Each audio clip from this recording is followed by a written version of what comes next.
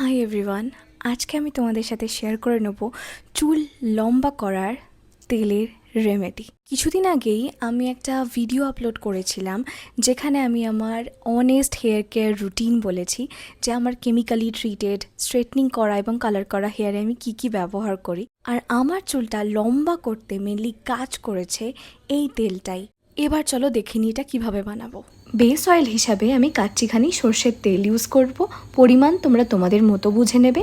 এবার ওটাকে ভালো করে গরম করে গ্যাস থেকে নামানোর পর তার মধ্যে কারি পাতা, মেথি দানা, ভৃঙ্গরাজের পাতা যেটা ফুল সমেতই দেবে, শিকাকাইয়ের কয়েকটা স্টিক, দারচিনিরও কয়েকটা স্টিক দেবে এবং একটা বড় সাইজের গোটা পেঁয়াজ দেবে। এবং এই প্রত্যেকটা জিনিস দেবে কিন্তু তেলটাকে ভালো করে গরম করে গ্যাস থেকে নামানোর পর সারা রাত ওই গরম তেলের মধ্যে প্রত্যেকটা ইনগ্রিডিয়েন্টকে ভিজে থাকতে দেবে। পরের দিন সকালে স্ট্রেন করে ওই তেলটাকে এবার ইউজ করতে পারবে। আজকের জন্য এইটুকুই। ওকে, বাই।